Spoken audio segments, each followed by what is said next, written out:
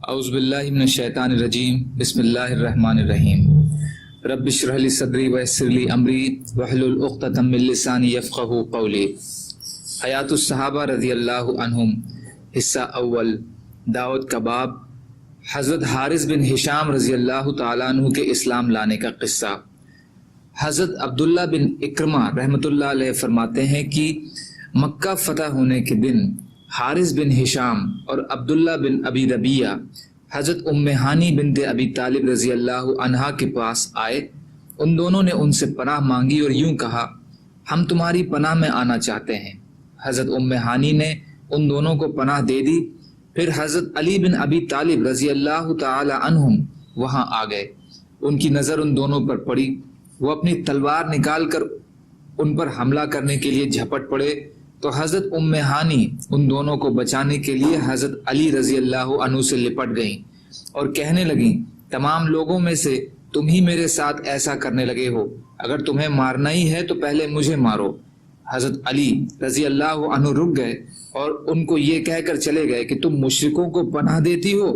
حضرت ام ہانی فرماتی ہیں، میں نے حضور صلی اللہ علیہ وسلم کی خدمت میں جا کر عرض کیا، یا رسول اللہ صلی اللہ علیہ وسلم، میرے ماں جائے بھائی حضرت علی رضی اللہ عنہ نے میرے ساتھ ایسا معاملہ کیا ہے کہ میرا بچنا مشکل ہو گیا تھا۔ میں نے اپنے دو مشرک دیوروں کو پناہ دی تھی، وہ تو قتل کرنے کے لیے ان پر جھپٹ پڑے تھے۔ حضور صلی اللہ علیہ وسلم نے فرمایا، انہیں ایسا نہیں کرنا چاہیے تھا۔ جس کو تمہیں پناہ دی اسے ہم نے بھی پناہ دے دی، جسے تم نے امن دیا اسے ہم نے بھی امن دے دیا۔ حضرت ام ہانی نے واپس آ کر ان دونوں کو ساری بات بتائی۔ وہ دونوں اپنے گھروں کو چلے گئے۔ لوگوں نے آ کر حضور صلی اللہ علیہ وسلم سے کہا کہ حارث بن ہشام اور عبداللہ بن ابی ربیہ تو زعفران والی چادریں پہنے ہوئے اپنی مجلس میں اطمینان سے بیٹھے ہوئے ہیں۔ حضور صلی اللہ علیہ وسلم نے فرمایا، تم لوگ اب ان کا کچھ نہیں کر سکتے ہو کیونکہ ہم ان کو امن دے چکے ہیں۔ حضرت حارث بن ہشام فرماتے ہیں کہ میں بہت دیر سوچتا رہا کہ حضور صلی اللہ علیہ وسلم نے مجھے مشرکین کی ہر لڑائی میں دیکھا ہے، اب میں ان کی خدمت میں جاؤں گا تو ان کی نگاہ مجھ پر پڑے گی تو اس سے مجھے بہت شرم آئے گی۔ لیکن پھر مجھے خیال آیا کہ آپ صلی اللہ علیہ وسلم بہت ہی نیک اور بہت رحم دل ہیں، اس لیے میں آپ صلی اللہ علیہ وسلم کی خدمت میں حاضری کے لیے چل پڑا۔ جب میں آپ صلی اللہ علیہ وسلم کے پاس پہنچا تو آپ صلی اللہ علیہ وسلم مسجد حرام میں داخل ہو رہے تھے۔ مجھے دیکھ کر آپ بہت خوشی سے پیش آئے اور رک گئے۔ میں نے آپ صلی اللہ علیہ وسلم کی خدمت میں حاضر ہو کر سلام کیا اور کلمہ شہادت پڑھ لیا۔ آپ صلی اللہ علیہ وسلم نے فرمایا، تمام تعریفیں اس اللہ کے لیے ہیں جس نے تم کو ہدایت دی۔ تمہارے جیسے آدمی کو اسلام سے ناواقف رہنا نہیں چاہیے۔ حضرت حارث نے کہا، میں بھی یہی سمجھتا ہوں کہ اسلام جیسے دین سے ناواقف رہنا نہیں چاہیے۔ حدیث حاکم حصہ 3 پیج نمبر 270 پر ہے۔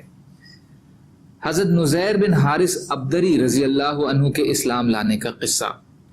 حضرت محمد بن شرحبیل ابدری کہتے ہیں کہ حضرت نزیر بن حارث رضی اللہ عنہ لوگوں میں بڑے عالم تھے اور کہا کرتے تھے کہ تمام تعریفیں اس اللہ کے لیے ہیں جس نے ہمیں اسلام کی دولت سے نوازا اور محمد صلی اللہ علیہ وسلم کو بھیج کر ہم پر احسان فرمایا، اور ہم اس دین پر نہیں مرے جس پر ہمارے باپ دادا مرے ہیں۔ میں حضور صلی اللہ علیہ وسلم کے خلاف قریش کے ساتھ ہر راستے پر کوشش کرتا رہا، یہاں تک کہ مکہ فتح ہو گیا اور آپ صلی اللہ علیہ وسلم حنین تشریف لے گئے۔ ہم بھی آپ صلی اللہ علیہ وسلم کے ساتھ گئے۔ ہمارا ارادہ یہ تھا کہ اگر حضور صلی اللہ علیہ وسلم کو شکست ہوئی تو ہم آپ صلی اللہ علیہ وسلم کے خلاف آپ صلی اللہ علیہ وسلم کے دشمنوں کی مدد کریں گے، لیکن یہ ہمارے لیے ممکن نہ ہو سکا۔ جب آپ صلی اللہ علیہ وسلم زیرانہ پہنچے تو میں اپنے اسی ارادے پر تھا کہ اچانک حضور صلی اللہ علیہ وسلم سے میری ملاقات ہو گئی۔ آپ بڑے خوش تھے۔ آپ صلی اللہ علیہ وسلم نے فرمایا، نزیر؟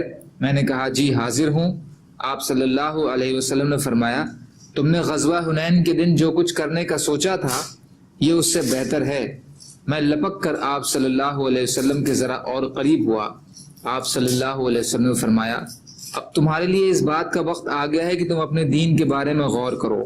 میں نے کہا میں اس بارے میں پہلے سے سوچ رہا ہوں۔ آپ صلی اللہ علیہ وسلم نے فرمایا اے اللہ اس کو ثابت قدمی میں ترقی نصیب فرما دیجئے۔ حضور صلی اللہ علیہ وسلم کی اس دعا کا یہ اثر ہوا کہ اس ذات کی قسم جس نے آپ صلی اللہ علیہ وسلم کو حق دے کر بھیجا ہے، دین پر پختگی میں اور حق کی مدد کرنے میں میرا دل پتھر کی طرح مضبوط ہو گیا۔ پھر میں اپنے گھر واپس آیا تو وہاں اچانک میرے پاس بنو دوئل کا ایک آدمی آ کر کہنے لگا اے ابو الحارث، حضور صلی اللہ علیہ وسلم نے تمہیں 100 اونٹ دینے کا حکم دیا ہے، مجھے ان میں سے کچھ اونٹ تو دے دو کیونکہ مجھ پر بہت زیادہ قرضہ ہے۔ پہلے تو میرا ارادہ ہوا کہ یہ اونٹ نہ لوں، اور میں نے کہا کہ حضور صلی اللہ علیہ وسلم صرف میرا دل رکھنے کے لیے دے رہے ہیں، میں اسلام کے لیے رشوت لینا نہیں چاہتا ہوں۔